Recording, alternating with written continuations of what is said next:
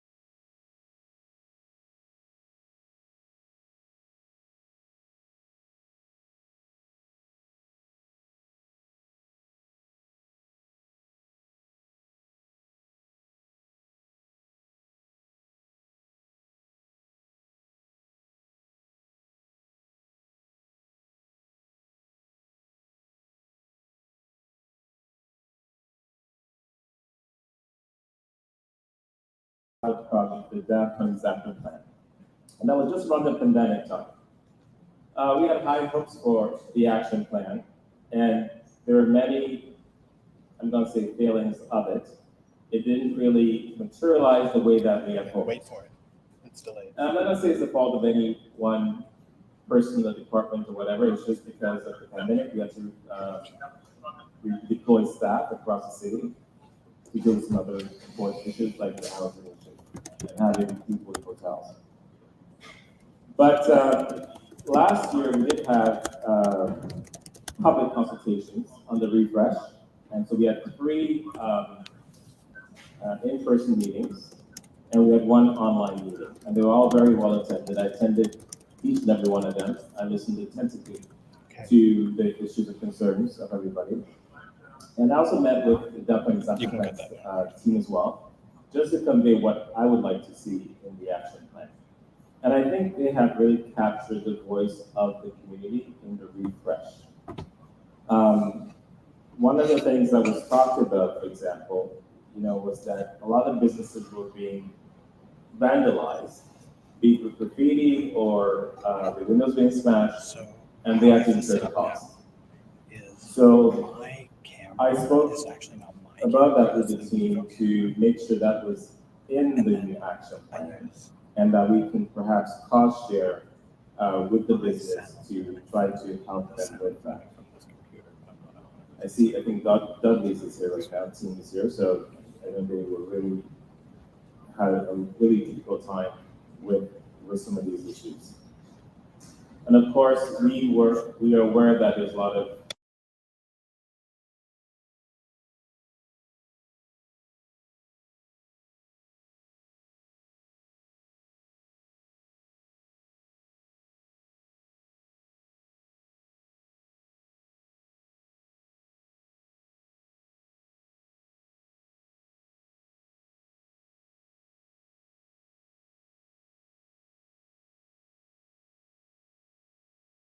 other city departments.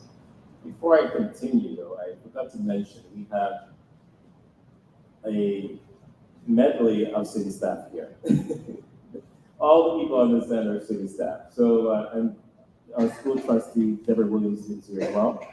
So during a question and answer period, please feel free to, ask our staff any questions that you may have, and myself.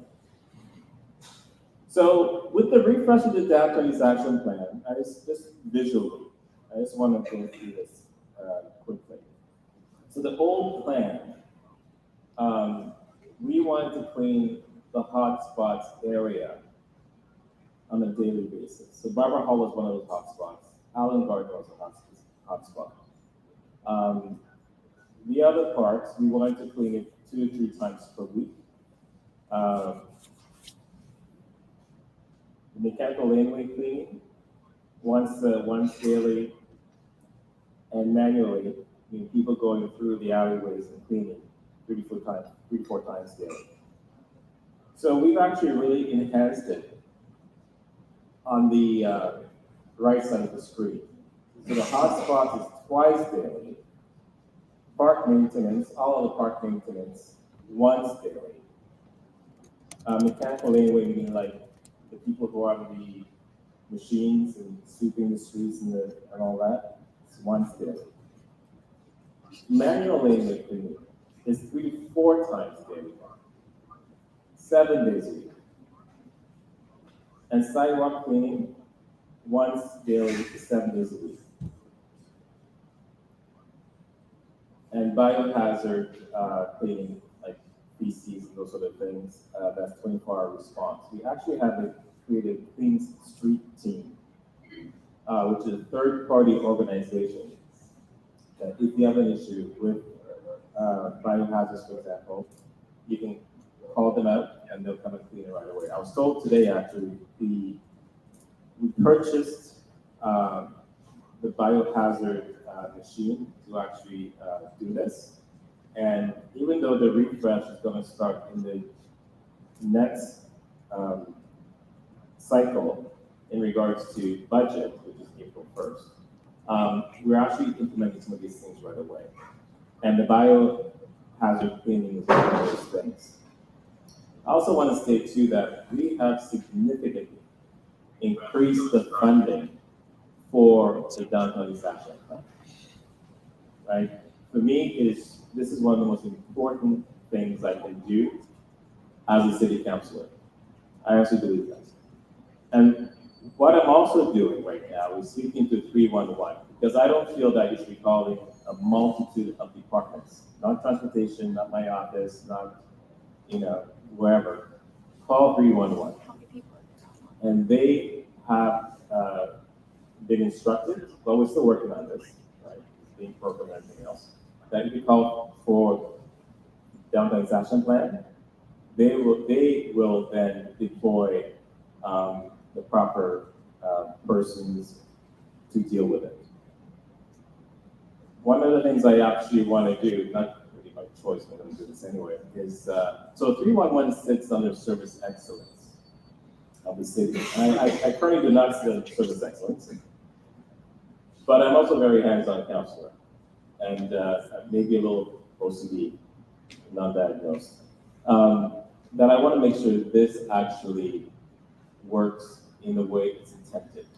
And because it sits under service excellence, I want to make sure that I'm at the table to make sure that if there's any area of this that doesn't work the way it's intended, that I am there to actually help staff make sure we are on the right track with that. So that's really important. So again, April 1st is this when this is going to happen. We also have a team in place for the downtown East Action Plan. There's actually, I think, 3 full-time staff and a manager that is dedicated to the downtown East Action Plan. I met with them actually last week. They're great people, very competent, and I look forward to working with them to make sure that, and my team, of course, who's here today, to make sure this goes the way we intended to. The next item I want to talk about is the new encampment protocol. So, again, there's been a lot of heavy lifting on this file. And I have to give kudos to Mary in the room, because she's at the administration table. She's really just put her full self onto this file, especially when it comes to like Allen Gardens. When I first got elected, almost 2 years now, we had 89 encampments in Allen Gardens. And we use the Dufferin Grove model to make sure that people who were able to exit the park had somewhere to go, be it a shelter, be it a long-term home, and so forth. We've had many successes in Allen Gardens. You know, there's one lady that was, for example, that was under house for 5 years. And we actually got her an apartment with a key, and currently still housed and supported by other city departments. I'm of the opinion that just removing people from parks without somewhere to go, they just got to live in laneways and alleyways, you know, and really don't resolve the issues. And housing is really the key to resolving the homeless crisis that we find ourselves in. And as a local council, I've been working diligently, creating more housing spaces for people, not only in Toronto Centre, but across the city. One of the things that I have been insistent upon is that we need to build housing and with wraparound services across the city, not only in Toronto Centre. And this is why I supported that responsibility being delegated to staff. Because when politicians like myself, you know, have their hands on the lever, it's always not in my neighborhood. And that's how we get to have so many social services in Toronto Centre. 61% of social services is right here in Toronto Centre. And we do the best we can every single day. So that's what we're continuing to do and doing. But back to the encampment strategy. So in July of this year, Council passed a new encampment protocol. And it's really mirrors the Dufferin Grove model in the sense that we need to actually find shelter for people or housing of some sort for people before we have them moved out of the park. And of course, we've had lower courts who have said that we cannot just remove people from a park without having somewhere to go. This was a lower court case in Kitchener-Waterloo that came to effect, I think, last year sometime. We also had an ombudsman report that stated that we need to make sure that when we move people from encampment, that they have somewhere to go. And that's what we've been doing in Allen Gardens and now across the city. So if you look here, there are six bullet points that we engage in. So we engage with the individual, we offer them a place to go, we build rapport, right? We continue to build rapport because you have to build that trust. I have to say that the encampment staff are just incredible people. It's a frontline work, it's hard work. I used to be frontline worker for 22 years. I know how difficult it is. And I've seen it firsthand how difficult the job is and how hard they work. I mean, people swear at them. You know, I've seen them being assaulted. I know my own staff, Mary was assaulted in the park at one point. But we also understand these are complex issues. And so we continue to engage, we provide shelter and housing. Once we actually house those in the park and clear the debris, we install bylaw signs saying that no encampment. And many of our parks now in Toronto Centre do have those signs. And we monitor for any new encampments. So, but I also want to stress too, though, that even though we've had success, another issue that we've had lately is that we have 500 refugees coming to the city of Toronto every month. and we've had nowhere to put them.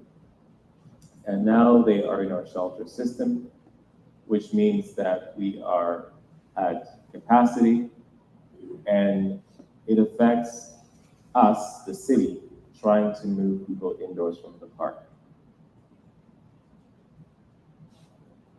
Another issue that frustrates me a great deal, and I'm using kind language, is that when we remove people from the park, there are groups of people that actually come up with multiple tents down in our parks, and then go into the shelters and encourage people in the shelter to go into the empty tents. If you go to St. James Park right now, there's about maybe 19 tents. We're down to 9. 9 is good, okay. Down from 19, I believe. We have about a same equal amount in Moss Park. And so again, this happens very, very quickly. People have reached out to my office, city staff has reached out to my office, letting us know. And once we know that the tents are there, we try to have them removed. But of course, it gets complicated. So I've said to the residents who reach out to us, I'll say it here, I really don't care. If you do see it happening, take it. I do not engage these people, but do take a picture of the tent and the person doing it and the license plate, and we'll get city staff to remove it right away. Again, the reason why sometimes it takes a bit longer to remove the empty tents is because we don't know if it's actually occupied or not. And based on the new encampment protocols, we cannot remove people from the park without offering them a place to go. And removing empty tent is maybe someone's property. It's maybe all that they own in this life. And just discarding it, is really not something that we want to do. Next item is developments. So there are many developments in this ward, which predates me, right, and continues to go very quickly.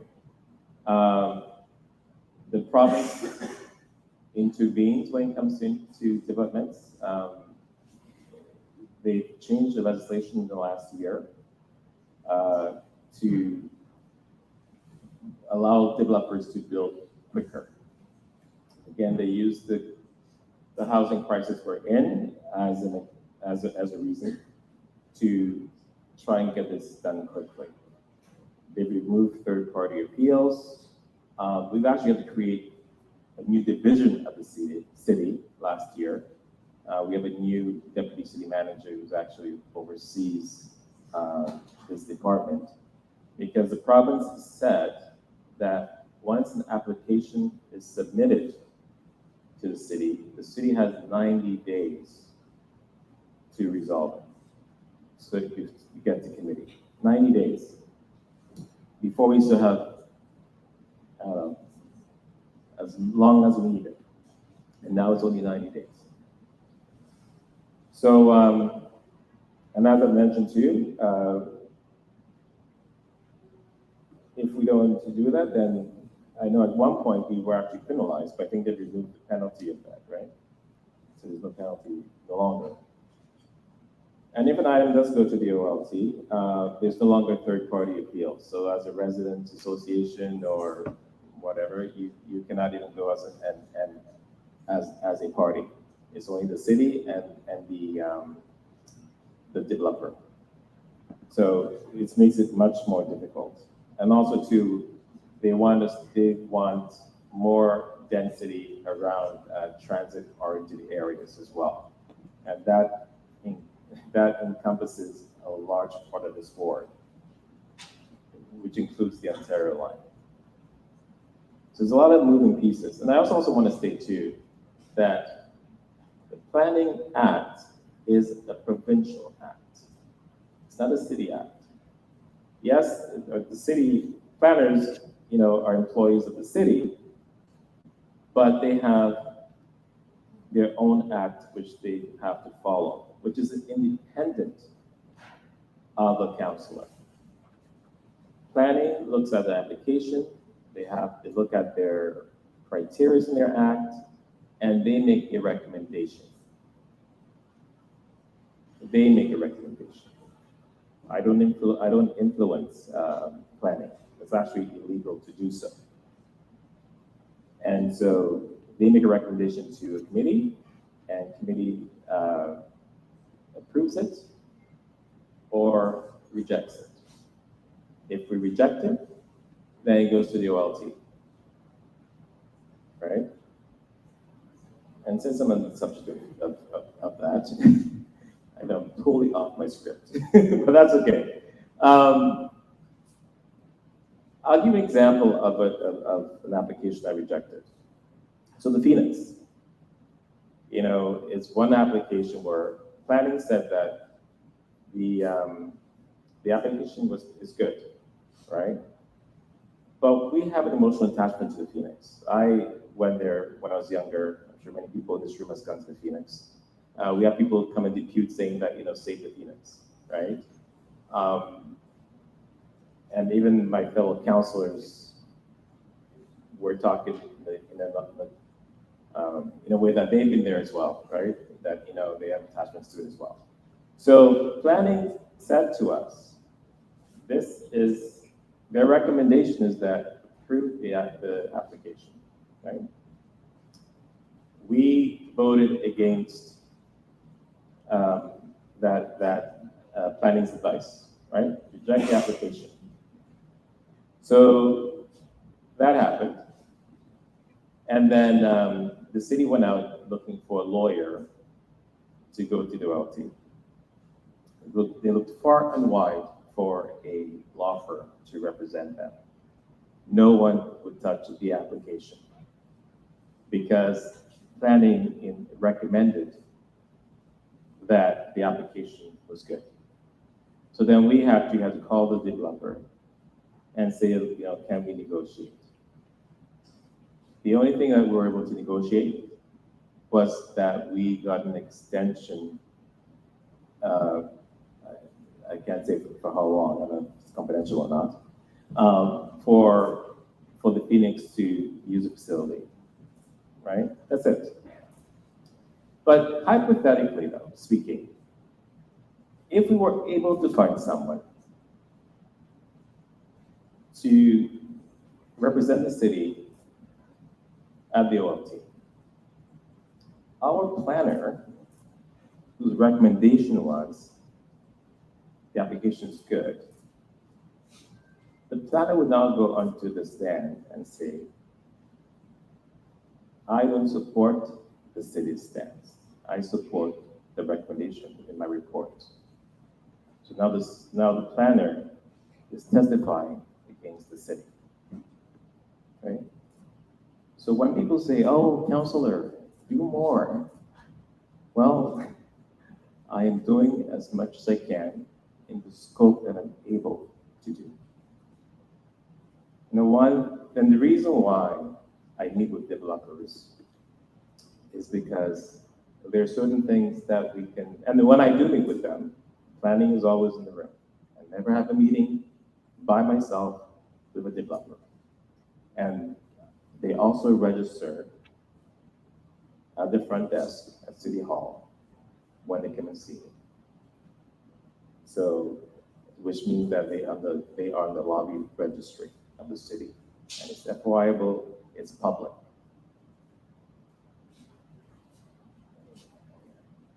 I make sure that I cross my T's and I dot my I's, because not everyone. Time to wrap up. Okay, fine, I'll wrap up. Anyway, the point being, I do the best that I can in the role that I have, right? And I surround myself with experts every day, and some of them are here in this room, right? I don't know everything. I know some things, but I don't know everything.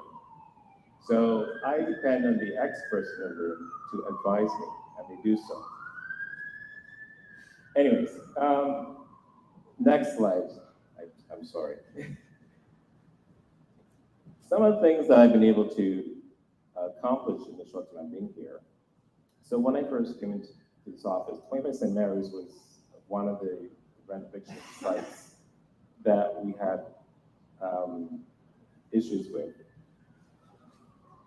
And that I really tried my best to help the people here by working, because this predated, I don't know which, yes.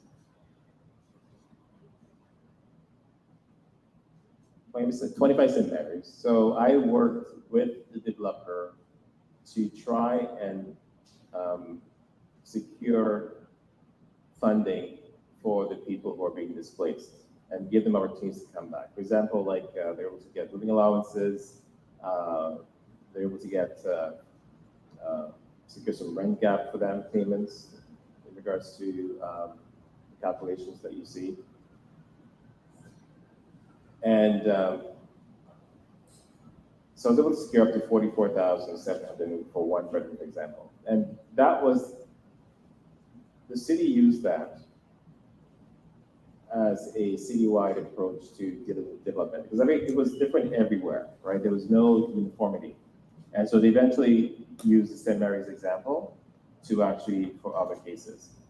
And then recently, in the last, I was gonna say 4 or 5 months, I worked with Councilor Matlow to actually use CMHC numbers and to increase the amount received. So it went from 44,700 to 50,748 for one bedroom. And just in 2 bedrooms, actually even more. And that's a lump sum payment given to the resident, right? And they come back with the same rent that they left with. So those are things that I've been able to do just to help people. I know how difficult it is to lose your home. I think 70% of people in Toronto Centre, are renters, right? So this is a real issue for people, and people are very scared and concerned about it. And we're trying to make sure that we help them the best way we can.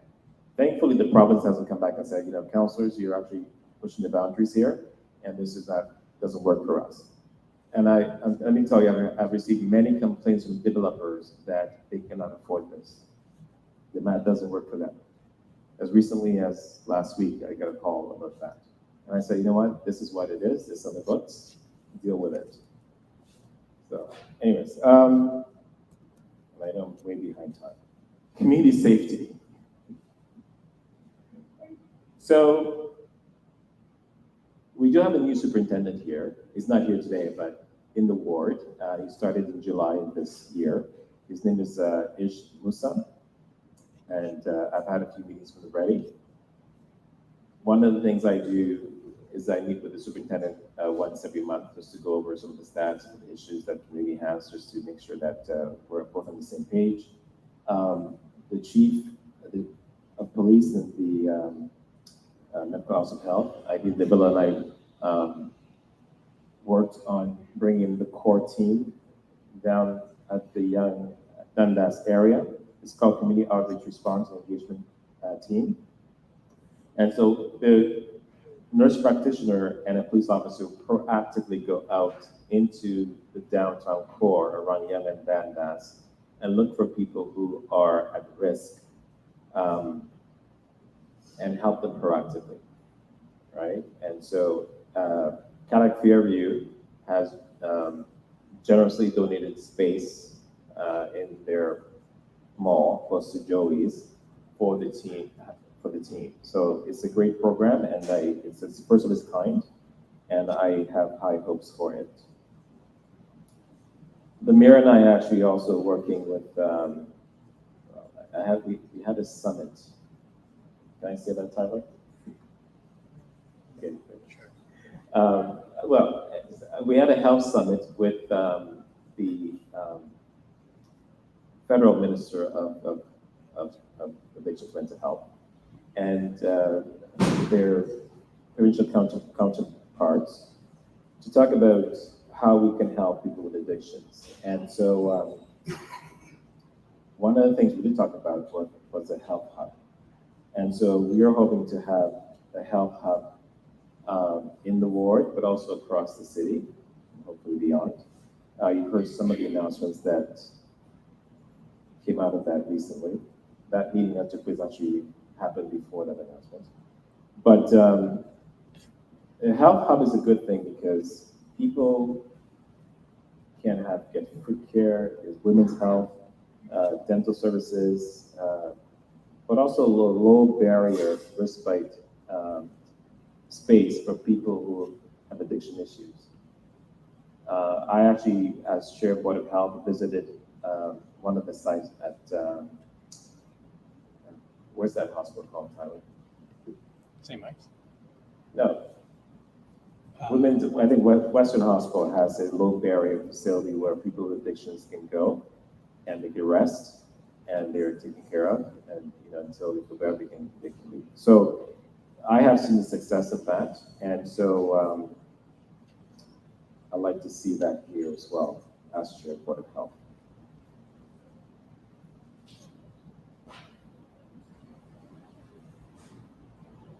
The next slide is improving pedestrian safety across our ward. So we had a tragic accident a few months ago at Sackville and King, where a pregnant person was struck and killed. And unfortunately, she had an emergency C-section and the child died shortly after. It was quite tragic. And my team and I were actually in that space few days earlier, identifying problem areas. We do this every few weeks, and we actually work in that area just the Monday, I believe, and on the Thursday, this happened. So I passed a motion through council almost immediately in that I want to install lights rather than crosswalks. So I've identified here 6 that will be installed in 2025, and I've directed staff to look at these intersections here for future installments, maybe in 2026 or so. And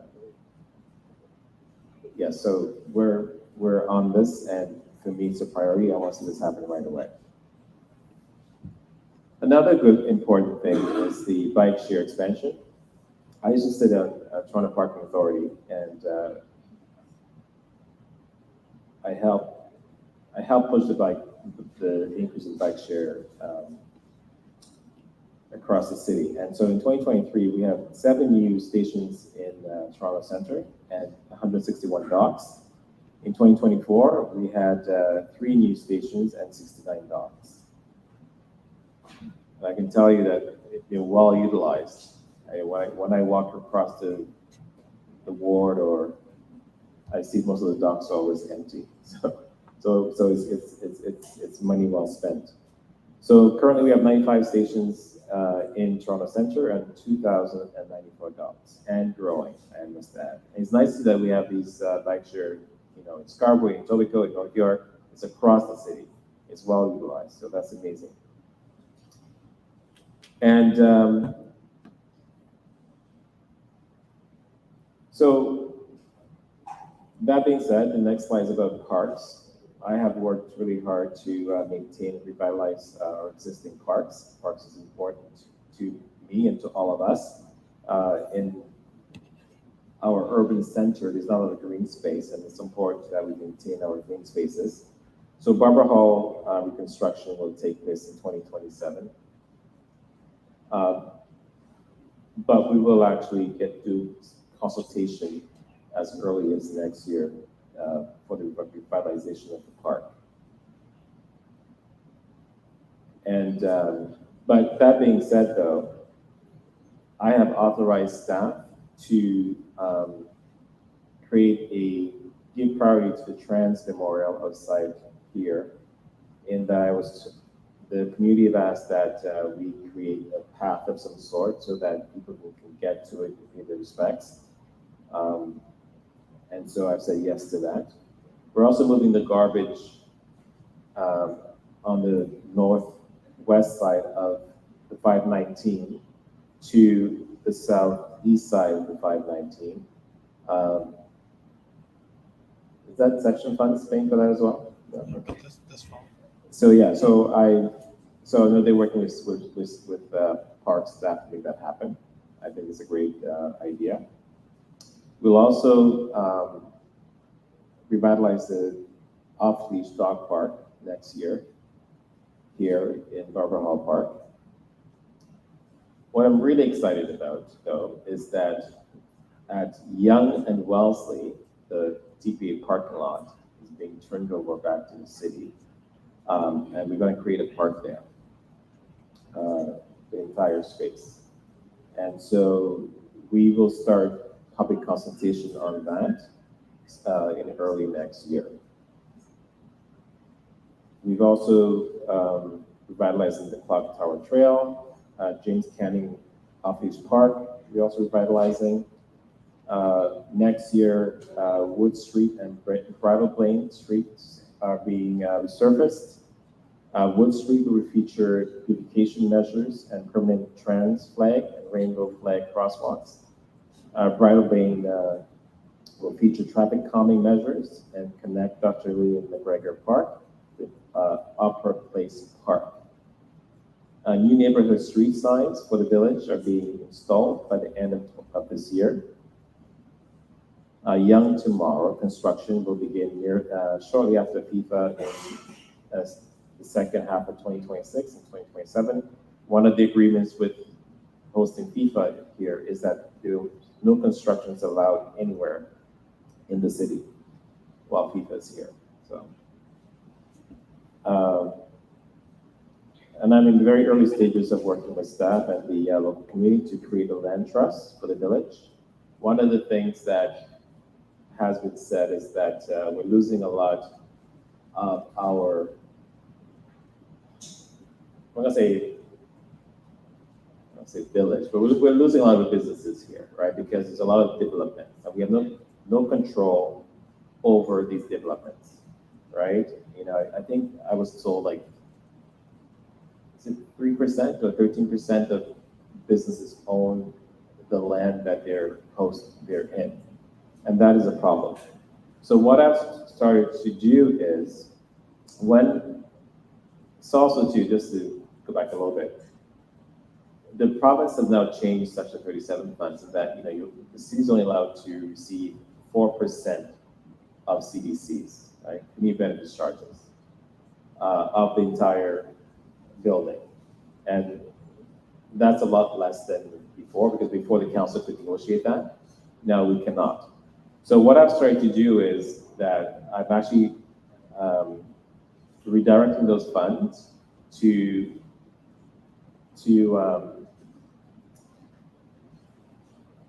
start to purchase space or keep space in the podium, so that that space will belong to the community, will always belong to the community, and we can bring services back into the ward, like Pride Toronto, Black Cat, you name it, right?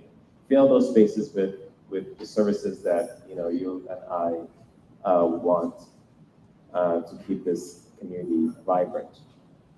So that's something that we're working on. I've actually unofficially secured some spaces already, but I'd like it to be official.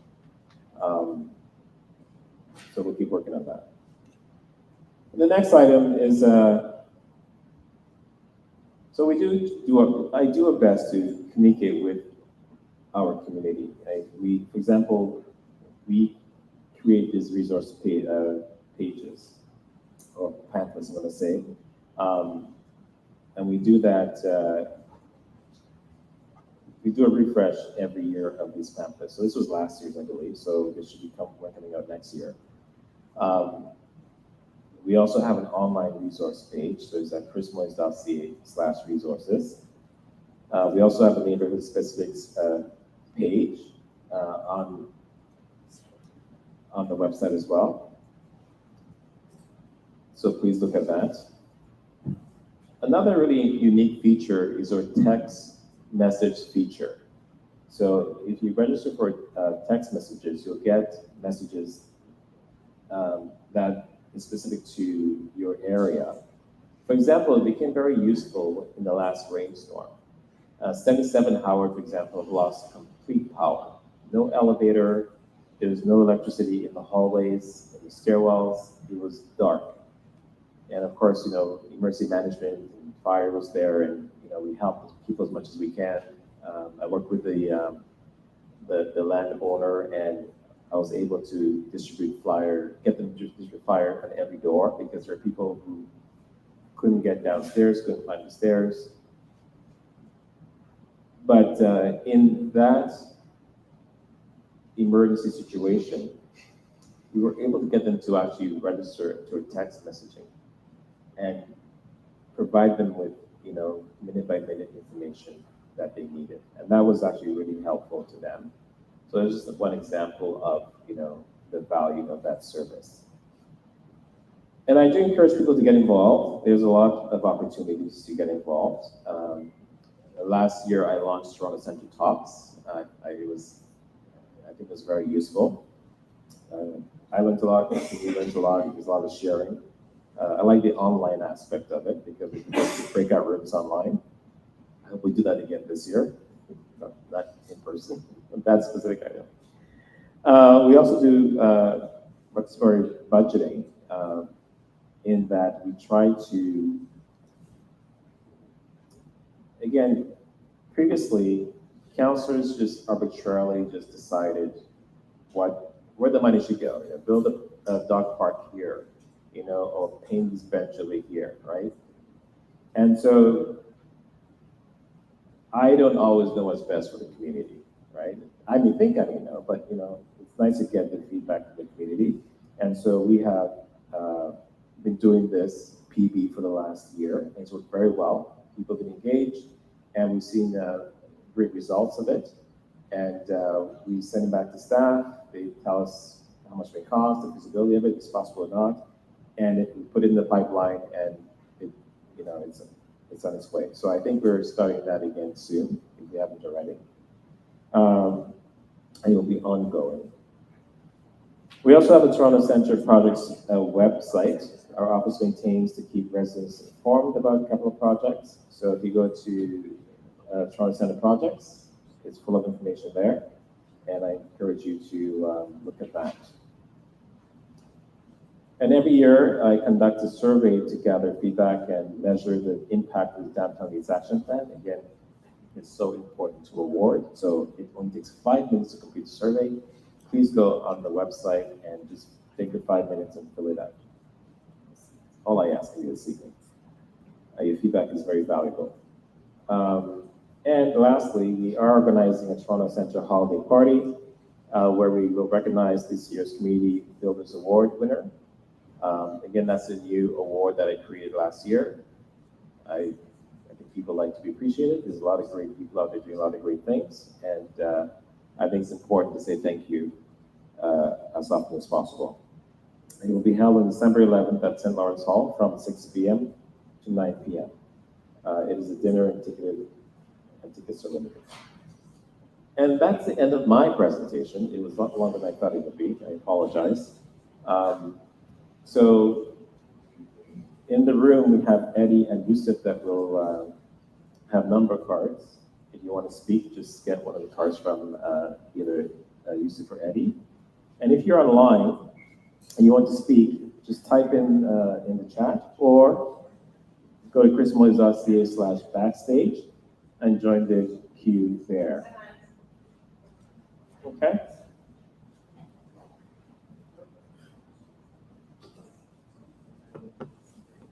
Any questions?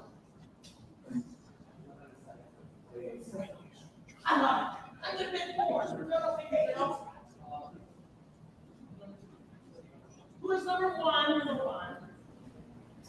Oh, the bus for number one. Test. Oh. Ed, you can ask a question, eh? Eddie. It's great. Okay, hi Chris, Neil again, Church-Wellesley Neighbourhood Association. Regarding the development slide, 25 St. Mary, you remember what a disaster that was? Looks like there's been some positive work done on that, thank you. It used to be 72, can you hear me okay? Test,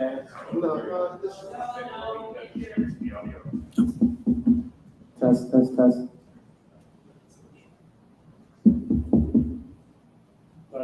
Test, test. Okay. Hi, can you hear me now? Yes. All right. You look so concerned. Neil Gibbs, Church-Wellesley Neighbourhood Association. So thank you for that work on the disaster that was 25 St. Mary. It looks like there's been some improvement there. When 72 Carlton went up, so that's Carlton and Young, opposite Maple Leaf Gardens, there were a bunch of apartments in there. When in the building they tore down, and then the people returned to those apartments. I didn't see anything there after they get 50 grand. Do they have the right of return? It used to be right of return, 10% more rent for, I don't know, several months or a year, and then back to the rent that it was. Is that still the situation? So that sounds that was an older application. Yes. Yeah, so what I did not mention though is, He's correct. They get the right to return. sorry. They get the right to return. Yes, they get the right to return, but the benefits is not retroactive. So, for example, when I showed the slide that the future of the rent gap and all those things are not retroactive. For example, 25 St. Mary's is not eligible for the new CMHC plus purpose-built rental after 2015, for example, right? I'm saying that the benefits that the city has secured going forward is not retroactive. So their 25 is still 44.7. That- Future is 57.48. That's correct. Both have right of return. Both have the right of return, yes. How many years do you think that takes now for those people on, what's that street, Connie? 3 apartment buildings gone in our neighborhood now. Brain gone, sorry, too much tip. Isabella. Isabella, yes, thank you. Yeah, so 3 buildings, I think, under development along Isabella. And then my last bit of this is that $50,000 kind of quenching the thirst of greedy developers to tear down an existing apartment building, which are people's homes? So again, it takes 3 years or so to build a development. This is why, we have this rent gap for 36 months, right? I'm not sure if this will actually create more demolition. I cannot speak to that. I don't know what's in the minds of the developer, right? What I can say though, because again, the province, we tried to bring rent back the gap to the city as well, right? And we've actually reached out to province many times saying, not rent gap, sorry, rent control. And the province has said no. They're sitting at the table, they're saying no. They have made it possible, the province has made it possible so that these developers can actually go ahead and fast track tearing down the buildings and building new ones up. It's not the city that's driving this force. It's not us. If anything, we'd like to slow it down and stop it. But I'm saying though, if it does happen, that we have put safeguards in place for our residents. As the city councilor, my responsibility is to my residents and to the people of Toronto. So this is why we have spoken to our city lawyers and other experts to make this happen. So I cannot speak to what the province has in mind, what developers have in mind, but I can only control what I can control as a city councilor. Thank you.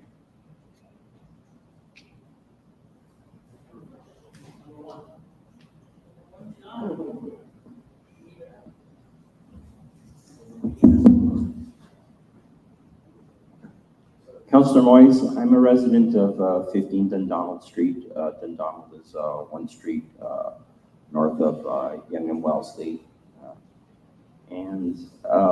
I wanted to ask, with a high-rise rental accommodation building like ours, what is a councillor able to do terms of contacting the landlord or the property management company to discuss a number of increasingly problematic issues that the tenants are concerned about.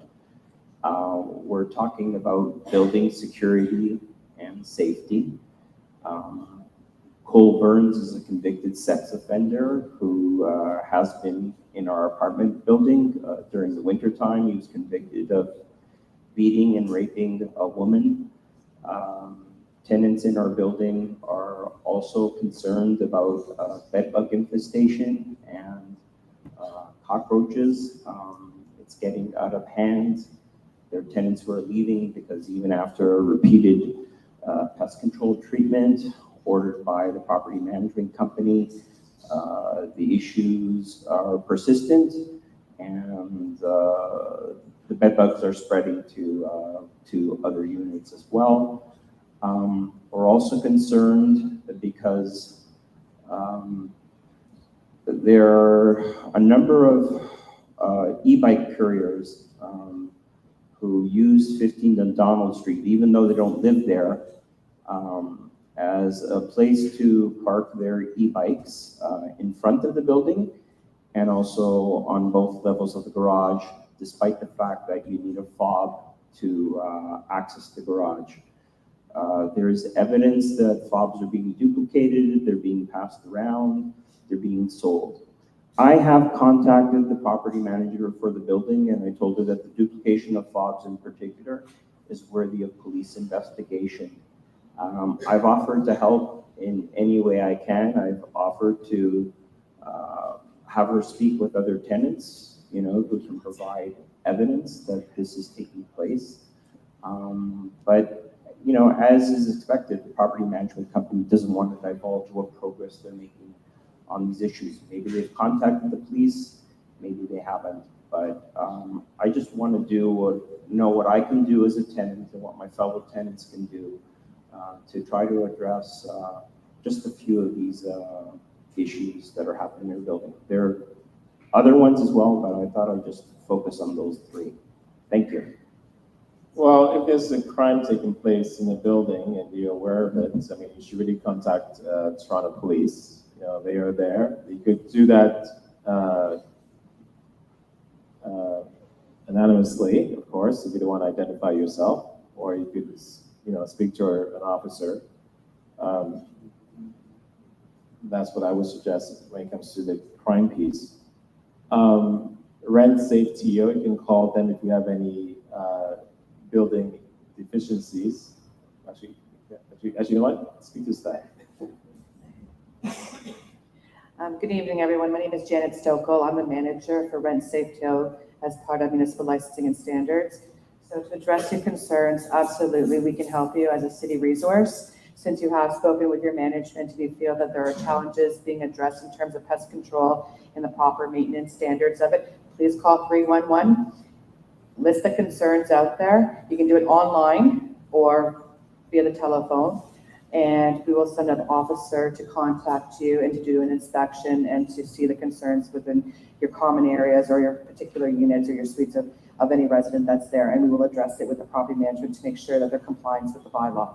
So please do reach out to us, and we can help you and any other resident that's there. So if you can share that information, we have some brochures there. Feel free to take them back to other tenants that you may feel are having the same concerns. You could call 311. You can email us at rentsafeto@toronto.ca, and we're more than happy to help you. I know some tenants have actually started a tenant association as well. So that's also something that you can look at too. And there's also the Landlord Tenant Act, Landlord Tenant Board as well. So reach out to them as well. Okay. Next question. I don't know, just got three. Three. Go, number three. Go, bring him up later. It's a secret here. Ready?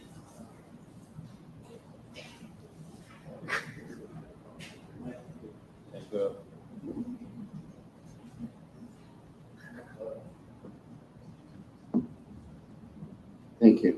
In regards to the Downtown East Action Plan and your slide, the prior level of service, which was never being met in most of those regards, all I see on the slide are reactive measures.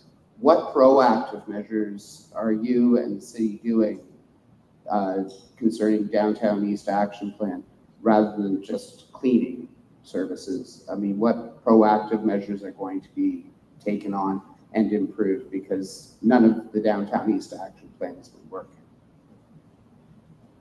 As I've mentioned, we have dedicated city staff now that their sole purpose is to implement this at the city. We have the manager, we have 3 other staff on this. And they will proactively go out into the laneways and clean 3 to 4 times a day, daily. I have been able to significantly increase the budget on this line item to happen. Also, the 24-hour response team. The thing is, you know, I have witnessed staff clean, let's say, in front of Sherburne and Dundas in the morning. And an hour later, when I return, walking back from City Hall from my consent office, there's garbage everywhere. And I have to say that, again, our city staff work as hard as they can. But like the police, they cannot be in every corner every second of the day. As someone drops something, you know, someone's behind a big glass. What I'm asking the community to do is that if you see something, please call 311, and we will send someone out to actually clean it or pick it up, right? But I'm saying to you that they will be out in the laneways 3 to 4 times a day. Like, I don't know. Can you suggest a proactive measure you'd like us to do? Because If they're in the laneway, they're giving support to people who might be using or whatever in the laneway as well, right? well, I mentioned the core team in that they'll be proactively going out there looking for people who may be in crisis and helping them. I spoke about the HEART program in that we will take people from the street and bring them into a low barrier type of facility so that they can be off the street. I've talked about creating more housing spaces with wraparound services for people in the downtown core so that, you know, they can have a safe space to be. Like we spend $1.7 billion a year to house people in this city. $1.7 billion a year. I'm sure in 5 years it's going to be $2 billion. We are using all the tools in our toolbox to try to deal with it. One of the things, though, that, again, I hear your frustration. I'm frustrated too.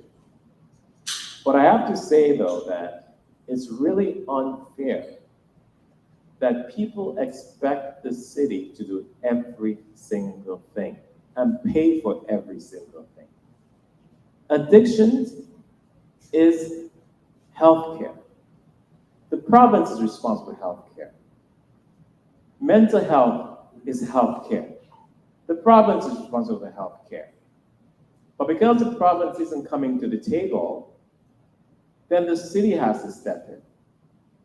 People are in our parks who are in dire need, are in our laneway, in our shelter. They shouldn't be there. But we don't have a choice as a city, and we have to do something. And because we're the lowest hanging fruit in the room, everyone says, here, city, you take care of it. And when last year I said budget, and we raise our municipal taxes by 10.5%, the emails that I receive, the phone calls that I receive. Let me tell you, I own a business too, and I pay property tax on my business. I own a home in Cabbagetown. I pay property tax on my home. But the province must come to the table. The feds must come to the table. I know it sounds like a cop-out, but it's true. Like, we cannot be the ones always doing everything all the time. And I think, people in this room and online should advocate to their MPPs and their MPs. So if you have friends in government, talk to them as well. Because the city is being inundated. Like, I want to see more people come downtown and use our restaurants, go to our concerts, right? Like, I want the city to be vibrant. I mean, that's the city that I grew up in, that I know, and I want it to be that way. But again, like, we cannot do it ourselves, all ourselves. I mean, we'll do our part. I'm willing to do my part, but it just can't be on us. But I hear you, and I understand what you're saying.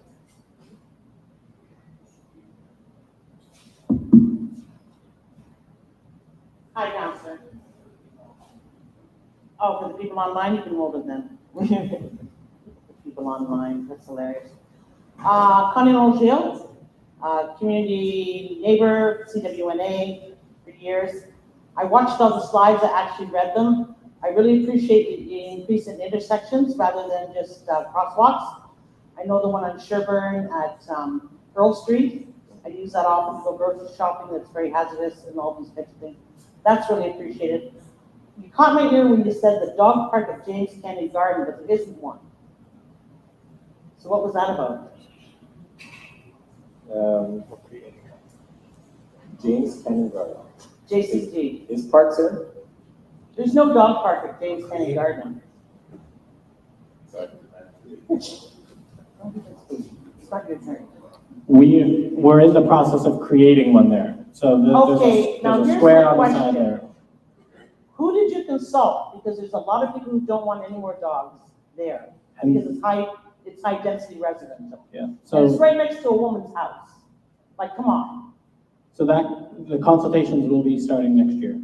But it sounds like it's already a done deal and No. you're just gonna figure out how to do it. No, Okay, we've so it's received a request through Toronto Center Projects. No, I just wanna make sure, yeah. Yeah, we received a request through Toronto Center Projects, and so we're just going through that process. Okay, so it still could be kibosh and a different use for it. Thank you very much. And my last thing, there's many things, but today, could you put up the slide of the street sign, the new street sign?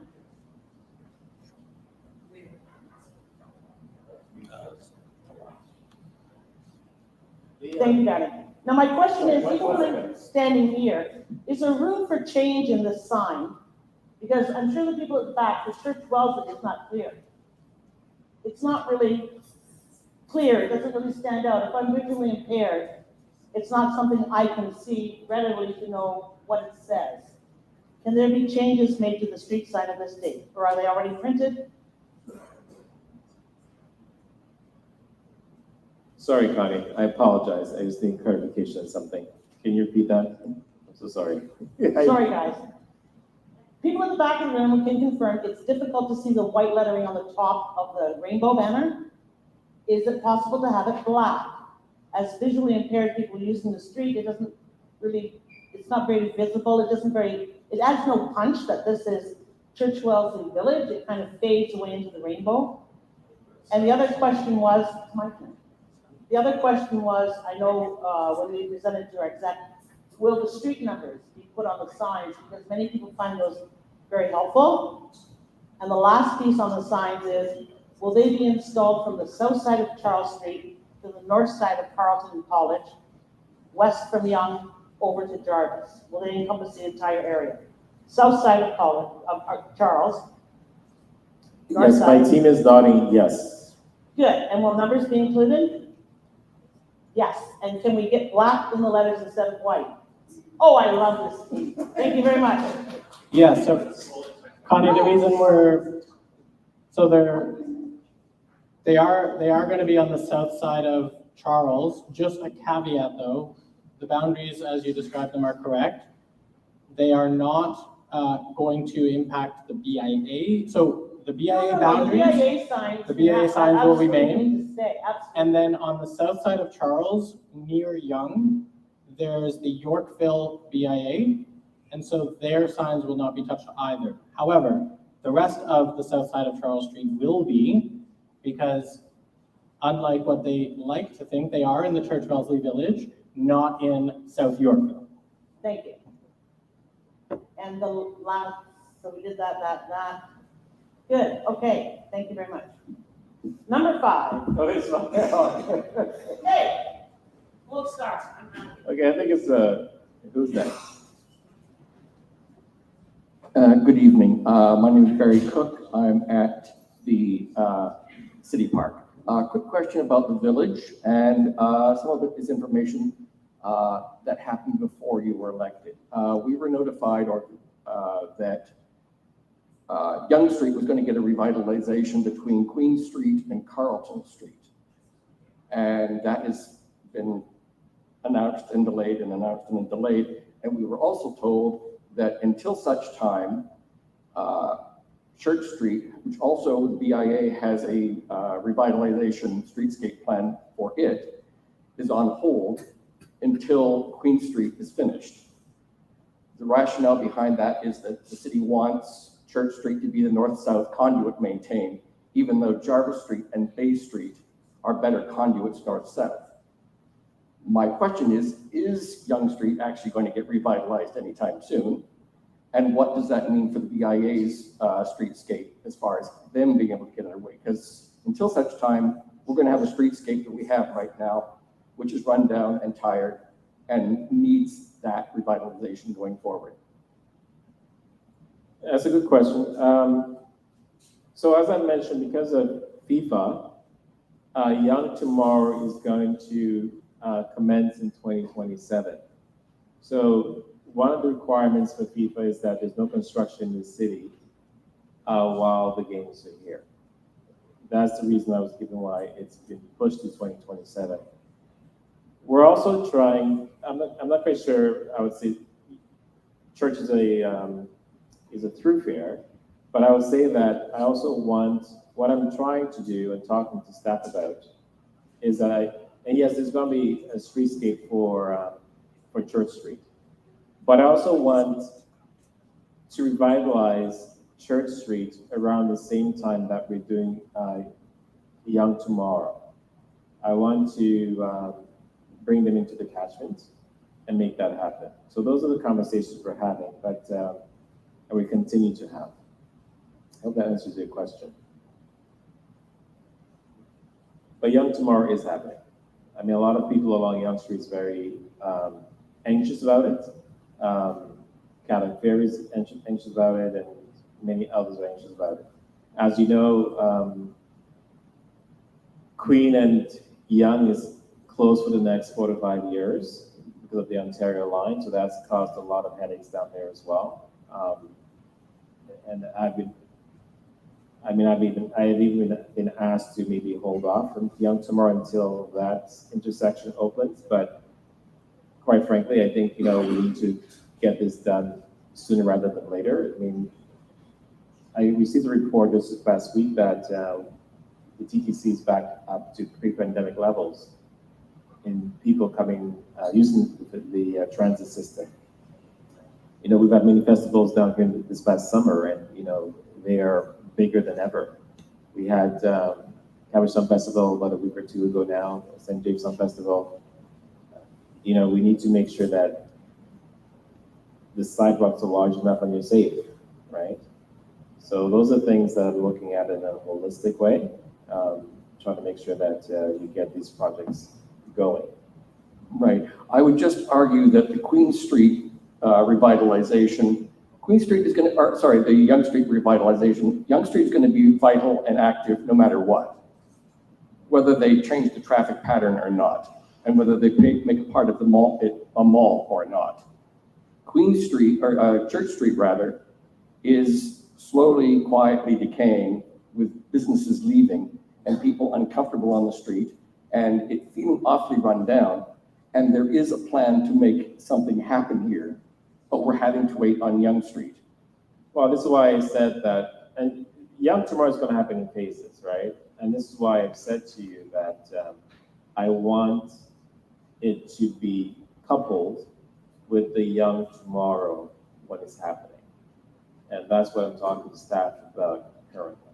So by doing that, it may fast track the Church Street revitalization sooner rather than later. That's my intention. Clearly, I have a vested interest in the Church-Wellesley neighborhood.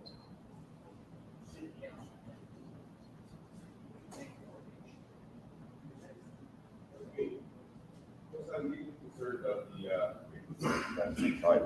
No, I'm deeply concerned about it. But if people online, you want to hear you. I said I'm deeply concerned, but I'm deeply concerned about the actual stripes in that street sign there. I don't think that the community was consulted in any way because the stripes are in the wrong order. They also represent a flag that's out of date. And I'm just concerned that this is what we're presenting to the world because we're supposed to be like one of the most diverse cities in the world. Kind of like at the cutting edge of that. We should be using the most recent flag, or at least in its representation on our street signs if we're going to represent the flag. Because right now in the States, for example, there are whole political parties who are trying to erase intersex people, and our current flag actually has the intersex symbol on it. So to not see it in our street signs, or to not see the inclusion of two-spirited communities in our street signs for our queer community here, to represent the queer community, is to erase their existence from that. So I think that that's really, really, really, really, really a big flaw. So I'm wondering if there's a way in which you could actually then address those issues with the sign, because we need to. I mean, we can take that back. I mean, I remember when I was at the school board, there was a whole committee as to whether we should have the intersect symbol on our flags, because some intersex people do not identify with our community, right? It's on our flag. And it's on the progressive flag. It's on our flag now. It's part of the acronym too. Yeah, LGBTQIA+, so it's in there.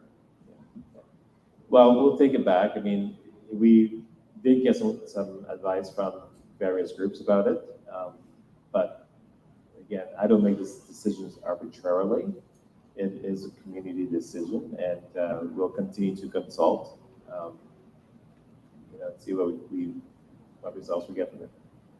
And I wanted to hear a more concrete answer than that, please. Sorry, I don't want to hear just like, we'll concede, we consult. I don't critically think, important. As a counselor, I don't want to make arbitrary decisions for the community. Yes, I am a counselor, but I represent you. So let me hear back from the community. There's a business BIA here. I'm part of the CWNA, Yes. so yeah, so we're hearing for the community right now. Yeah, So again, please take the input and realize the I stripes are in the wrong order, right? So that's not the order the stripes are in the actual flag too. I hear you. Yeah. And we'll take it back, right? No decision has been made here, and if we need to change it, we'll change it. Well, I want to make sure we get it right. Well, I would think we would want to be proud for Toronto. I do have another question, but if there's no time, it's fine. So, Thank you for your feedback. It's important.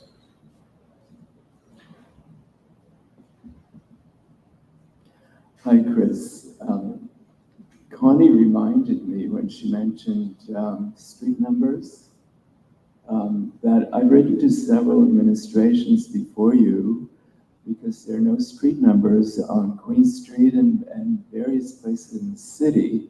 I don't know how any deliveries can be made. I sometimes have to search where is this place? There's no number. And the city actually has bylaws with fines for not having a number on your place of residence, and businesses. They're not being enforced. So is there anything I or you can do about this as a city councilor? I know it's not a very important issue compared to homelessness, but while we're here, Well, every issue is important to somebody, so there is staff here, maybe can speak to it. It's not my area of expertise, so I don't know much about this particular issue. Thank you, Councillor. I'll speak in general on behalf of MLS and the requirement of the bylaw, not necessarily my specific program. You're absolutely right. There is a requirement by law that buildings have to have and residences, the numbers posted. We also get that through Toronto Fire Paramedic Service. They make referrals to our division, municipal licensing standards. So if you see a property location that you feel that the numbering is too small or it's non-existent, please call 311. Give the major sort of intersections because you won't necessarily know the buildings. Pardon me, sorry? Okay, so please call 311. Give the intersections of that, and when an inspector from that appropriate division will go out and search that. No, you can just call 311 to say Queen Street from Yonge to Church. There's no numbering. Like, that's what I'm just saying, that you don't have to, and whatever the parameters are in those intersections. So it gives us somewhat an idea. They may call you back and ask you a little bit more qualifying questions or answers to it, but do that and someone will go out and inspect. Enforce it, okay? Also, do not email 311. They've changed their system significantly. It's either best to use their app or call them directly. But if you email, they don't have the capacity to check the tens of thousands of emails coming in. And when you call or you text or go to the app, it actually gives you a reference number, and also it forward it to the right departments. There's a whole tracking system. So just be mindful of that. They've actually really did a 180 on the entire system. They continue to work on it.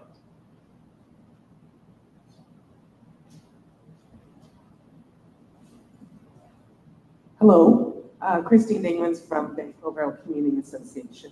I've got a list, I'll try not to make it too long. The first thing, we have a lot of neighborhood residents that are really disturbed by dogs barking in the Brattlebane off-leash dog park. We've talked to you about signage and it's been a little bit of a while, so I'm not sure what the delay is. It shouldn't take that long to just print a sign and slap it up there. That would help. Do you have any timing on when the no barking signs would go up? Again, the request may be in, but it's city staff. Talk about that, yeah. Hi, so I'm Ryan with Bylaw Enforcement Central.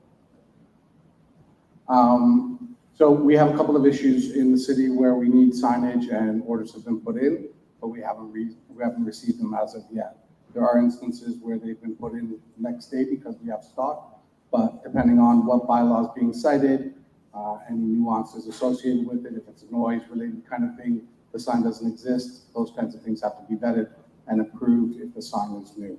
So I can't speak to the specific request. If you'd like to reach out to me, I can let you know that there's sign. If there's a request in, I can let you know a timeline and get back to you. I'm going to stop you. Pardon me? I'm going to stop you. 100%. All right. The other thing I wanted to ask about Clock Tower Trail, which is being developed between a bunch of different associations. We're looking for some Section 37 money towards development funds, or Section 37 development funds towards transportation services needs. So is that something that you support, the development of the Clock Trail and the city paying for that stuff? Yeah, so I met with city staff, I think 2 days ago, with my colleague, Councillor Sachs. And we went through a whole presentation about the entire trail and all that, and I think it's great. I am committed to contributing a majority of the money being asked by staff, but I also don't feel that I should be paying the entire amount. Councilor Sachs feels a little differently, but we'll continue talking. But yes, to answer your question, I am in support. Okay, great. Yeah, obviously, stuff in Toronto Center. So, if there's anything There's very little of the club trail in University Rosedale. Yes, and I'm happy to cover my amount, but I'm not gonna cover anything in her amount. Yeah, no, that's all I'm saying. The other thing we were looking at is, on St. Joseph Street, we have a lot of condos, a lot of people living there, a lot of deliveries, as we all know. So we'd like to make sure that you're supportive of putting in loading dock zones for parking, for delivery vehicles, so they're not double parking in the street, and like a passenger drop-off zone, so that people can get dropped off at ride share or whatever and not stop in the street, which they do now. Sometimes they double and triple park. Yes, again, engage my office. We've made changes across the board where there's some issues around that. That's something that a councillor can do through Toronto East Area Community Council, and I've already done it in some places. I know parking enforcement is not always, not parking enforcement. TPA is not always keen on me removing parking spots because it impacts their revenue stream.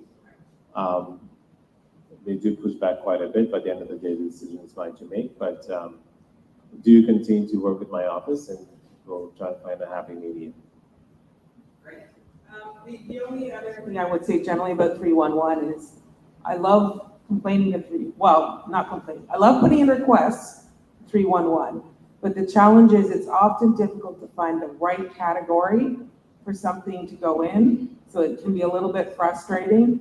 And some of the responses, which I understand are 301 can only do what they can do with the response from the city department, but it will say closed or not applicable and nothing else. So you're like, okay, so has it been done? Is it not possible? It would be great if when the service requests are closed, it could say not possible to do because of whatever.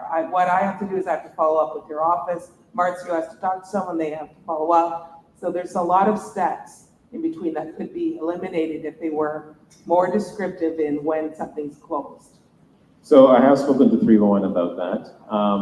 As recently as about a week ago, in discussion with the Downtown East Action Plan, I had them in the room and we actually told them some of the concerns we're hearing and the categories and so forth. Because even my office, for example, we actually sometimes, we, as a council office, we actually have, a different route to get things done and to, get things going.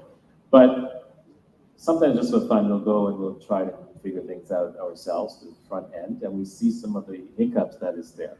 So like I mentioned, they're really looking at it in a holistic way. Like all departments should go through 311. I know that I think waste management, is one of the areas of difficulty right now. And so they are revamping the system to make sure that the concerns you mentioned is addressed. Because you're right in that some cases, you open a ticket, then it closes. It closes at 311, but it's really still open with waste management. So even though it's still being processed, it's closed in the 311 loop. So we're trying to widen the loop in that it's all captured. So we are working on it. And I think you'll see quite a significant change in the 311 system once we get it. Again, there's still bugs in the system, but we are actively working on it. Our next question is going to be online from Paul Farley. So I actually just need to do a quick tech piece so that we don't have echoes. Hello, Councillor. Thanks for allowing me to ask a question. I heard you had people from... Oh, we can't hear you. 1 second. I think there's some tech issues. Say hi.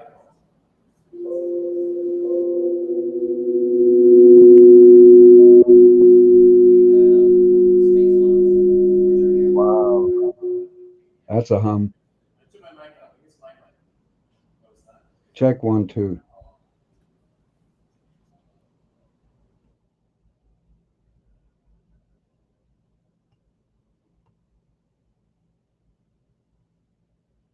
Yeah, no?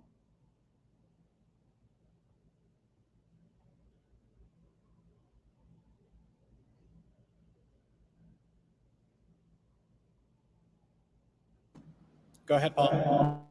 Thank you. Uh, I heard you at MLS there, and I want to know the status of the bylaw regarding A-frame signs on Young Street between Charles and Carlton.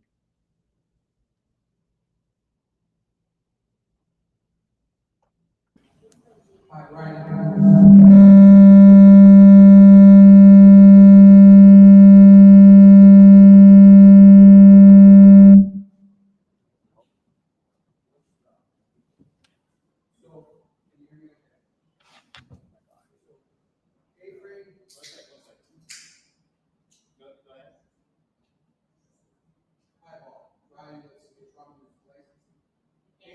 A-frames up and down Young Street are not permitted. Anything that is positioned 0.8 meters from the frontage of the building is not something that we would address. But when signs are positioned on the city right of way or adjacent to the curb, in any other area of the city of Toronto where there's not a preventative measure, you would require a permit. On Young Street, in the areas you've indicated, they are not permitted.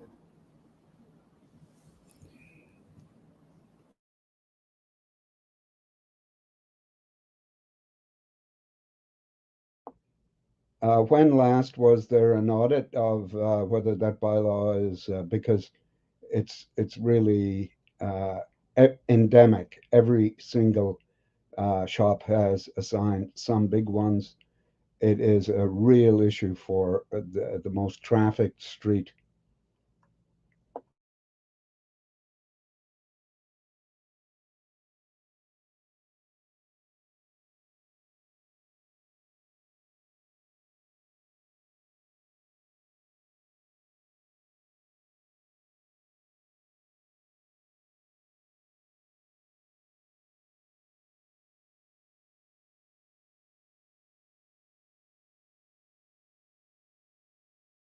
But businesses do turn over, so I've ensured that my officers have educated the people that have boards out, they've documented it. When we go out there again, what happens is it's no longer education, we move to enforcement.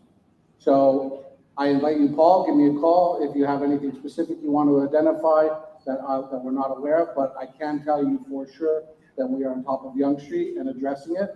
Through the more busier periods of the summer, it is, we're contesting with a lot of other issues, but we just started working on it more closely now, and I can assure you that there will be a lot more attention and a lot less activity next summer as well, or moving it while we have this nice weather still. Well, it just really does need an information flyer for the businesses that you're going to be enforcing it and that it's not permitted. Because really and truly, it's the exception if a business does not have a sign out front of it on the east and west sides, and it's really important.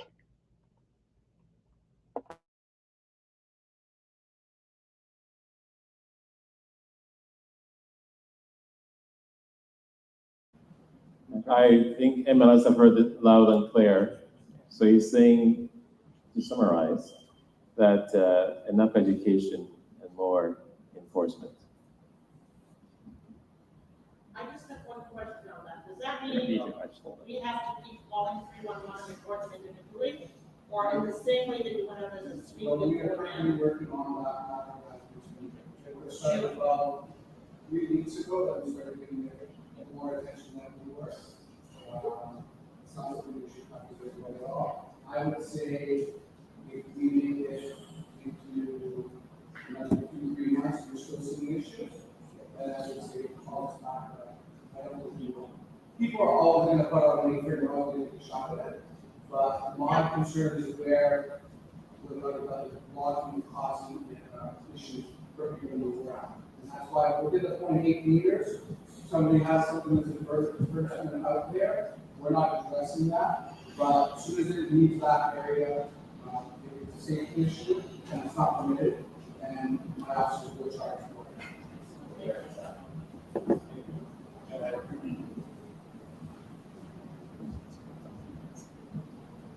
Hi, Councillor. My name is Simon Beck. I'm the Executive Director at Sanctuary Toronto. My question is about the reopening of George Hislop Park. We're all very excited by the work that's been done by the Parks team and excited to see Andrew's team step in to maintain the park. I think I am actually quite nervous about the reopening of the park because of concerns about the high risk of encampments going up in that park. I think, from the city's encampment protocol and the work that was done to come up with that, it's become very clear that encampments are much more likely to occur where people can access services and support. And Sanctuary doing what Sanctuary does, people will locate themselves near a place where they can get food, where they can get showers, where they can get medical care. And so I think the reality is the risk is quite high for an encampment going back into George Hislop Park. I think my question is, we've seen that there are models that work, right? Allen Gardens works in terms of enhanced encampment support. The city has allocated $3.5 million for 3 parks to have that kind of enhanced level of support. And the new protocol also makes it very clear that we need to be able to offer people viable and appropriate alternatives if we want to be able to move them on. Currently, every day, 203 people call to get into the shelter system and are denied because there's not enough space. And so I think my question to you is, would you consider exploring having prioritized spaces available similar to Allen Gardens and having proactive encampment support in George Hislop and the linear parks before we get ourselves in a situation where there's a significant encampment there? Thank you. Hello, Simon. You asked the tough questions, eh? And you and I have had conversations about this.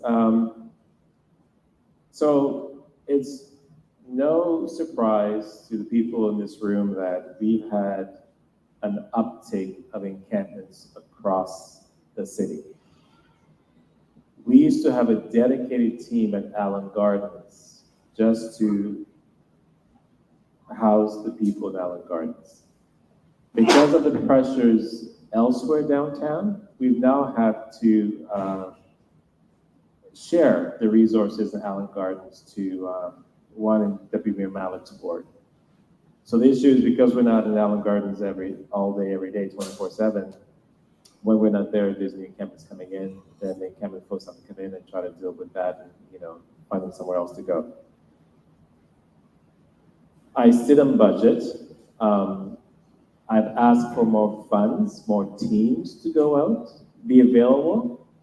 But again, there's so many parks. I don't know if you were here earlier, Simon, but I mentioned that we have some pressures now in St. James Park, Moss Park. I mean, it's all over the place. And we keep throwing money at this problem, and it's not cheap, right? I mean, you mentioned $3.5 million, I think it is. I mean, if we put $20 million towards it, I'm not sure we'll actually put a dent in it, because we also need more housing, and we're building as quickly as we can. The reopening of George Hislop Park, I mean, that's something that I continue to struggle with. We put a lot of money to revitalize that park, and now I'm not quite sure when I should allow it to open. And that is something that I continue to struggle with. I don't have a clear answer for when the park should reopen. And I cannot guarantee that when I decide it's open, that it may not be an encampment site as it was previously. And it's right next door to your facility, Sanctuary. I know that since you've been there, we've worked together with your team, in trying to help the community that the most vulnerable among us. We've had some success, still some more challenges. But I don't have all the answers to this very difficult question. So if anyone in the audience has any suggestions, I appreciate it. Can we be proactively engaging? And I completely hear you that you don't know when the park is going to reopen. But maybe the ask is, and I'll stop there, is like, how do we make sure it's a proactive response rather than a reactive response of when there are 15 tents, 10 tents, whatever that threshold is of where man camping is. I think the reality check just has to be that, like, we know that people will set up near support, and so George Hislop will be a magnet because of where it is located. And so it just puts it at much higher risk than I think some of even the other parks that you've identified that are already taking up resources. So I think that's the ask, is how do we be proactive? I mean, the only thing that I find that has worked in the past is programming these parks. You know, we tried it in Barbara Hall Park, right? I mean, the BIA has tried, I know the Res Association has tried sometimes. I mean, we try to do as much as we can to keep these parks activated all the time. But it's not always possible. And if the park is not activated, then you leave space for others to fill it, right? So, and again, I'm not saying that we shouldn't support those encampments, because we are. We put a lot of resources into supporting those encampments. Like, we have streets teams in encampments, you know, we have parks team in there all the time. I can tell you that Toronto Police and Toronto Fire and Toronto paramedic are there when needed, when people overdose. I mean, we haven't talked about this, but if or when, you know, safe consumption sites close across the city, we'll see an uptake of overdose deaths and episodes in our laneways, in our parks, in our school grounds, in our alleyways. And you think that, if you think that Toronto Paramedic and Toronto Fire and Toronto Police are busy now, you know, when there's an emergency situation, a call, all three are dispatched. And whoever gets there first starts life-saving measures. That's why we send all three. So if they are dealing with one individual, now times 100 individuals, well, if you need help, if you have a medical episode, you know, a heart attack or stroke or something, or you're being robbed or whatever, the crew is somewhere else doing the work that safe consumption sites used to do, right? Again, for me, being the counselor for this ward, this is why it's so important for the Downtown East Action Plan to work, because we will see more needles, you know, and more excrements and those things on our streets. So that's my concern. You know, safe consumption sites, I mean, again, I had the opportunity to actually go to many of them in the last few weeks. And I spoke to some of the people who use the facility. Now, there's a perception out there, and it hurts me when I see it on the evening news, that they're providing drugs to people in safe consumption sites. People walk in with the street drugs. What they give them is the harm reduction tool to use it safely, and when they overdose, or if they overdose, then the staff can intervene and give them naloxone or life-saving measures. I remember when I was working in the hospital, before harm reduction, people used to go into the hospital emergency and take syringes out the stretchers. Of the carts. I witnessed this firsthand. And I also witnessed people sharing needles because they didn't have enough. And they were sharing needles among themselves, right? In a little circle, because no one uses alone. No one likes using alone.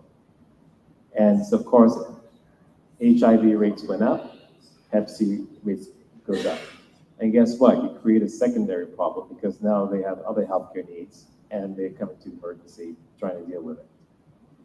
So again, I always say keep the politics where it belongs and let healthcare professionals who are experts in their field do their work, right?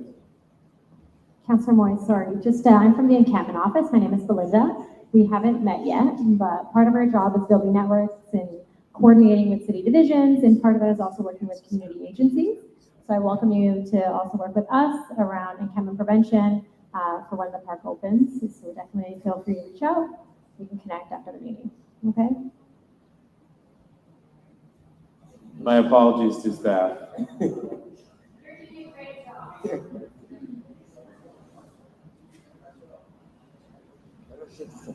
Any other questions? Is it number one? Where are we at? Sorry. I'm good. My name is Rob. I don't need a microphone. Rob Dodds. There are people online. So My name is Rob Dodds. I'm sorry. I'm going to back Simon Becca from Sanctuary. And I only ask you a couple questions myself for a friend. I used to live right beside Sanctuary at the park they're now rebuilding in a tent with this little puppy and a few friends. I think it was before you were actually elected. I'm not sure. You not hear me? Go ahead. No, okay, cool. But I'm wondering, been here behind me for the last 30 minutes, which I don't feel comfortable with because I live on the streets. I'm in jail. There's two cops standing back here doing this. Now they're gone. I don't feel comfortable with that, number one. Number two, you inadvertently called me racist because I don't agree with the name at Dundas Square, which you're part of. And everybody's talking about dogs barking. We got people dying. I got three kids in my thing. I'd never touch this shit. We got people dying left, right, and center. 4 people on Thursday OD. 2 more people Friday. I don't see any police response other than sitting there and looking and taking pictures. These 2 guys just left just before I talked. To me, that is not community helping. I remember the program when I was at 21 Park Road, where 53 Division had, I won't mention the officers' names, they're wonderful. They offered to drive me to rehab because I needed it. Nobody else did in the community. What's happening to these programs with the police? You're all saying, oh, the dogs are barking. Bylaw officers going, oh, we're going to do this. Fucking dogs. Kids are screaming in the streets. I live with children in Wellesley. They're screaming all night. They're fighting all night. Where's the police presence there when I want to go to sleep? My friend get up the next day. I'm sorry, I don't want to be so aggressive, but these are things that are real. 4 ODs. I've seen 6 people die in the last 6 months, bro. Stabbing an OD. I don't like it. I got a therapist now, thank you. Bloody bear, she got a job. Okay. Sorry. Yeah. Thank you. Yeah.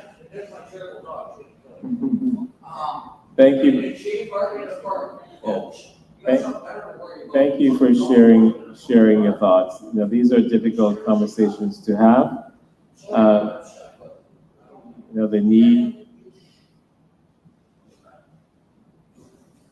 is great, you know, and these are complex issues. And When I didn't support you in the Dundas Square thing, you didn't read that name.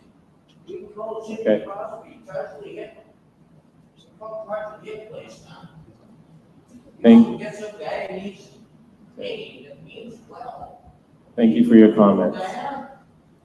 They enslave people. You bring a gay guy or you LGBTQ, you over Guyana, they're dead. Think about that, my friend, next time. So I got to say, I bring everyone story from think about fucking issues, please. I'm not gonna fuck a little bullshit fucking dogs barking. Thank you for sharing your thoughts. I appreciate it. Go ahead. Hi, my name is Steve Dawson. I know there's been a lot of talk about park revitalization. Has any of the new parks that have been revitalized contain bathrooms that people can use that are potentially homeless? the surrounding area of this park is notorious for pee and poop everywhere, like at least once a week in front of my door at my store. Why are there no bathroom facilities for the people that need them? Those are valid questions. And so we are actually looking to create, build bathrooms in revitalization of our parks. I think actually in the Barbara Hall revitalization, there is a bathroom that Washington we're looking to build as well. Which will happen in 2-4 years to be great. I know, it's true. And but it is in the plans. To be fair though, it is in the plans. For here, it's in the plans for, we built more bathrooms in Allen Gardens. We're building more bathrooms in Moss Park. And I have actively tried to make sure that happens. One of the things that I know that I'm often criticized for is, having porta potties, in some of the parks. I mean, people do have to go, and if one of the things I don't like to see is a shovel beside the tent, right? So I think it's important that, if people are in one location, that, we need temporary measures, and a porta potty is the best we can do with the few resources that we have right now. So since COVID, a lot of businesses have closed their doors and not allowing people to use their bathrooms, right? And so I know people use our community centers, they use the library, our public spaces are still open, and we encourage people to go there and use those facilities.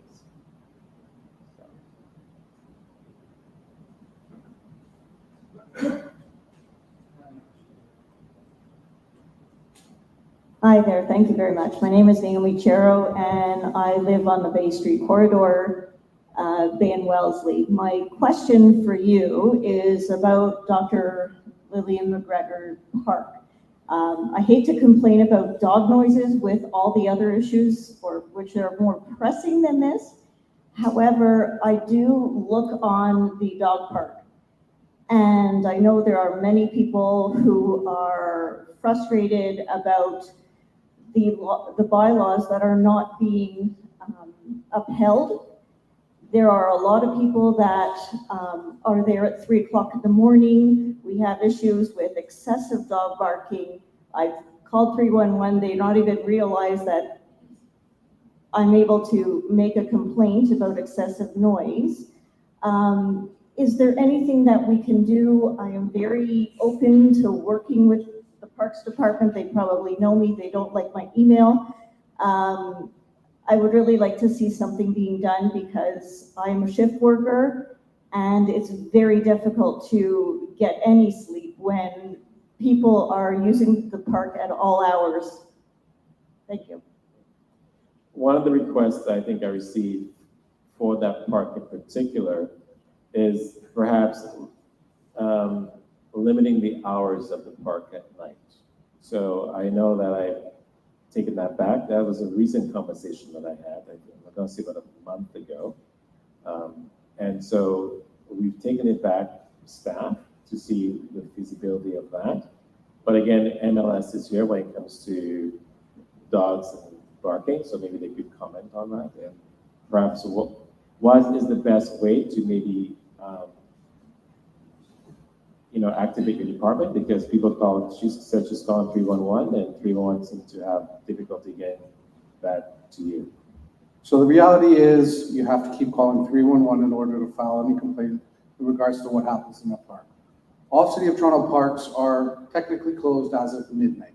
So anything that happens in a park after midnight is a non-permitted behavior or activity. There are instances where we can create operational plans, where we can attend with TPS after midnight to address behaviors that are occurring that are disturbing members of the public. That said, also we do have corporate security, and that might be where the breakdown is happening, where 311 is not sure, do I send this to corporate? Do I send it to bylaw enforcement? The important thing is, as I was saying, I'll give you guys my business card. Where you file always start off with 311. 311 is going to give you an SR number, or they're going to give you an IR number for it to be investigated.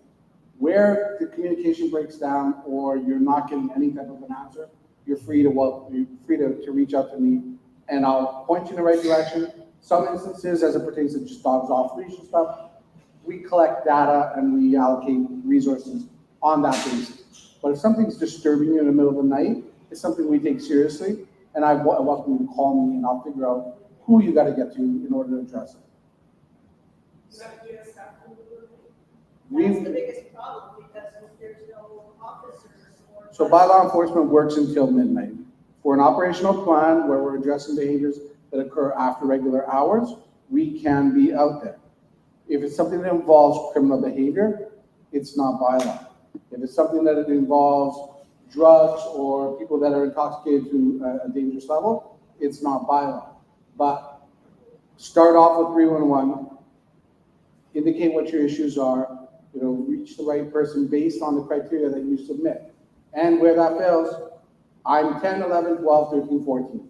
And you're welcome to call me, and I'll point you in the right direction. Awesome.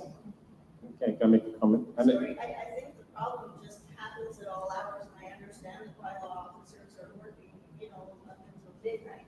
I've had conversations with the Parks Department, asking them if they could try to even put a wireless Bluetooth locks on the park. I was told this is not a possibility. I'm like, well, I could do it I have Bluetooth, and I can turn off my apartment lock in Florida if I wanted to. I'm sure there's a way that we could work together to minimize the amount of frustration, and putting up signs are a great idea, but we know that a lot of people who are using these off-leash dog parks do not read and do not care. And that's my concern. Well, one of the things that I have spoken to Carlton Grant about, who's in charge of MLS, it's general manager of MLS. I have said to him, we are the largest city in the country, and activities don't stop at 2 o'clock. And perhaps we should look at having 24-hour bylaw enforcement in the city.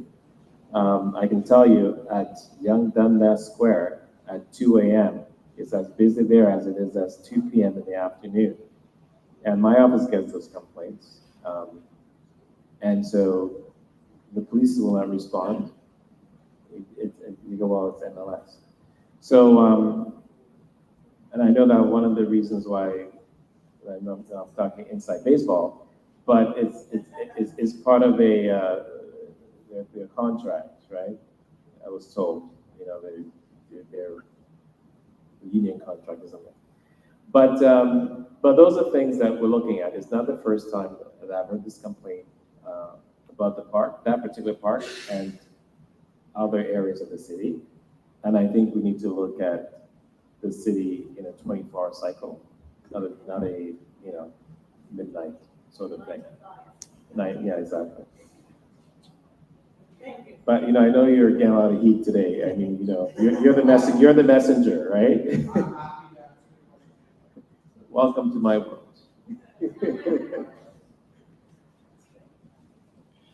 Anyone else? Are we good to go?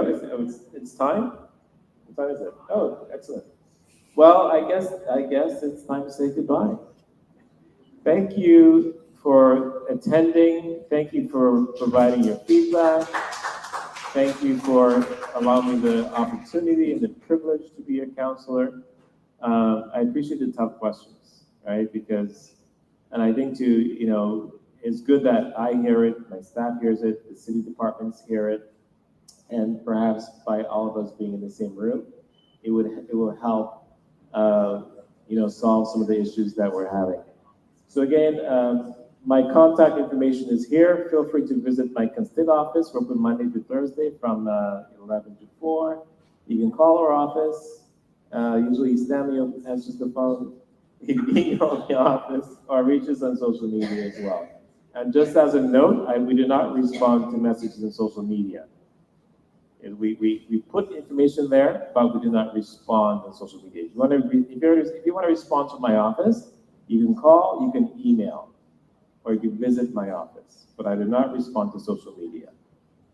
Thank you. Have a good night.